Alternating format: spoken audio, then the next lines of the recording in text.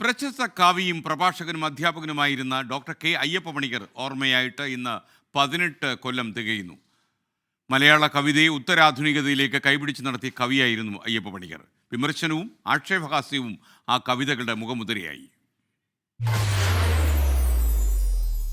കാടെവിടെ മക്കളെ മേടെവിടെ മക്കളെ, കാട്ടുപുൽ തകിടിയുടെ വേരെവിടെ മക്കളെ,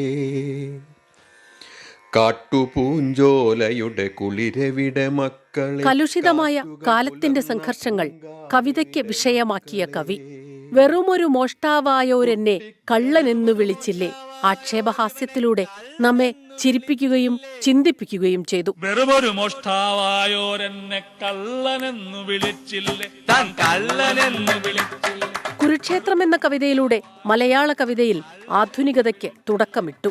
കാലത്തോടൊപ്പം നടന്നതിനൊപ്പം കവിതയെ ഭാവിയിലേക്ക് കൈപിടിച്ചുയർത്തി.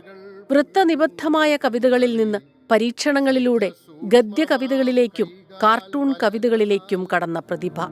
നഗ്നതാരകൾ പുൽകുന്നു തങ്ങളിൽ സ്നിഗ്ധ സൂക്ഷ്മമാം കൈകാൽ വലകളാൽ. കുട്ടനാട്ടുകാരനായ ഡോക്ടർ അയ്യപ്പ പണിക്കർ കേരളത്തിലെ ഏറ്റവും മികച്ച ഇംഗ്ലീഷ് അധ്യാപകരിൽ ഒരാളായിരുന്നു.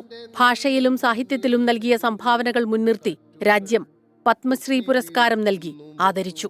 മാറ്റുക മാറ്റുക ചട്ടങ്ങളെ, അവ മാറ്റും നിങ്ങളെ അല്ലെങ്കിൽ.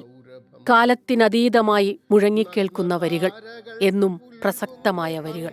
നീ തന്നെ ജീവിതം സന്ധ്യേ, നീ തന്നെ മരണവും സന്ധ്യേ. Research desk 24. നീ തന്നെ ജീവിതം സന്ധ്യയെ, നീ തന്നെ മരണവും സന്ധ്യയെ. അയ്യപ്പ പണിക്കർ ഓർമ്മയാകുന്നു.